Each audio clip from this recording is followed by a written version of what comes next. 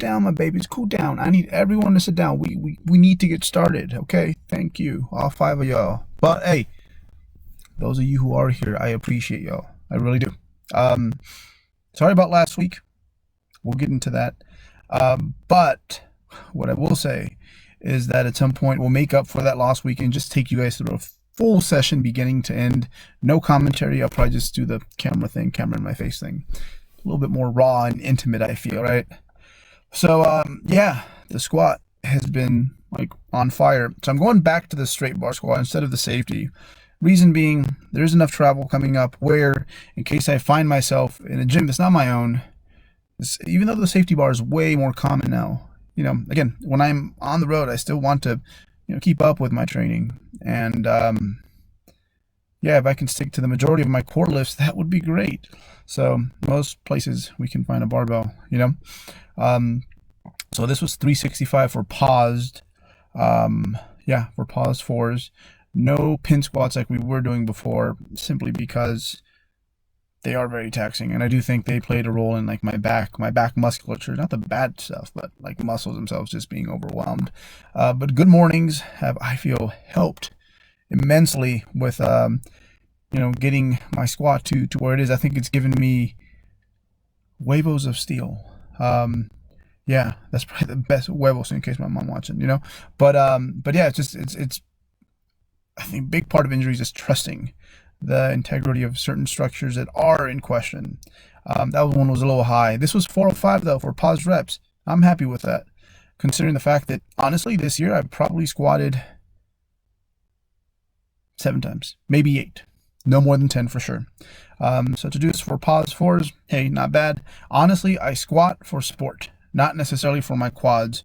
As swear to you guys, I swear, like the only thing I really have that's like, holy crap, and it makes me feel like it makes me think this is what a genetic freak feels like, is just their whole body, is my quadriceps. So squatting, we honestly do about 7-8 sets of quads a week, I feel.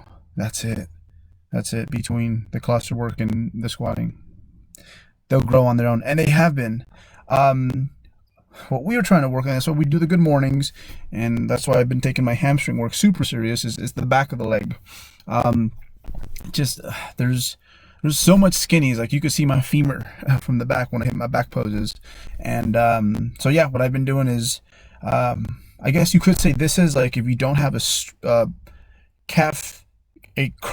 leg curl machine, we can talk, that lets you keep your hips extended, you can kind of just plank yourself up like this. So a standing leg curl, that's the benefit to it, is you can keep your glutes tight. We've been over this, and yeah, like have the whole hamstring, because now it's working with through both its functions, do the damn thing. So that's one thing you can do, because again, they used to be flat, but now they have a curvature. Generally, it's just way more comfortable for the common gym goer. So they're almost all made like that. Kind of takes away from the movement, but you can alleviate the situation by doing that. So with the inverted row, we haven't necessarily added a whole ton of weight to this, but hey, Jeff might be watching. But yeah, like we've been cleaning it up and making it better, and yeah, just basically my body weight's going up too, so you have to remember that as well. The one thing we did change was we went from dumbbells to a barbell. I look so pedestrian with a barbell, like 2 plates, man, 2 plates. But hey, the pauses are good.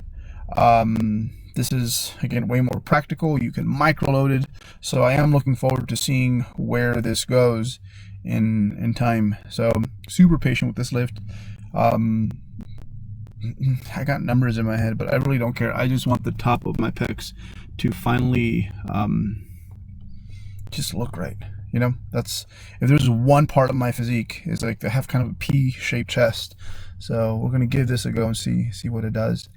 But it feels super comfortable, especially the close grip. Just feels amazing. It feels safe.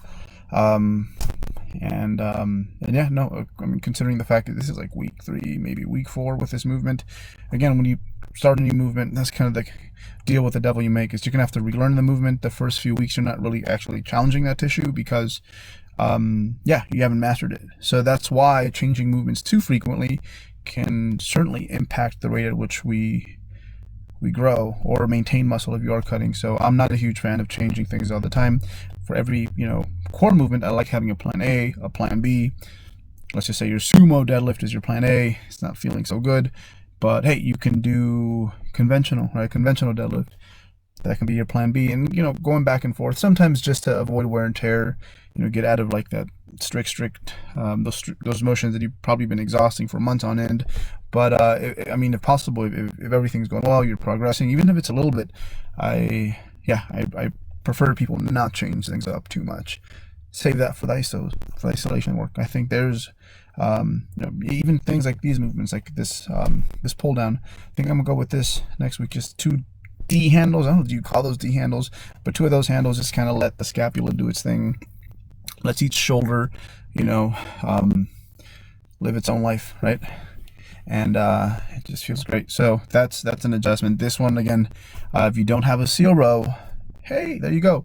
Nice chest supported row. You can do it unilaterally, which again, like most lifters, like that's one of the last things that they've learn to really cue in and feel is back musculature, and doing things one arm at a time will definitely help with that. It's with anything. Like if you're just having a hard time connecting with anything, a freaking calf, do one calf at a time, and you'll see it changes everything. So yeah, that's what we got there, I guess. No, other than that, I'm super happy.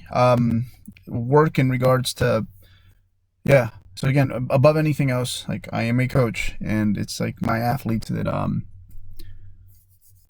that always running around in my mind, especially those who were prepping.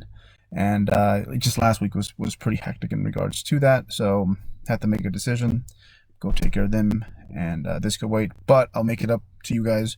We will just do that full video. So hey, give me some. So I have upper, lower. Which one would you guys rather see, the upper or the lower body session? Let me know, and we'll take you guys through the whole thing. None of this like little screen inside a screen. But I've never done one like that where it's like, hey, we're stopping through the workout and interjecting. I think it'd be fun. Too much talking in the gym takes me out of my mode.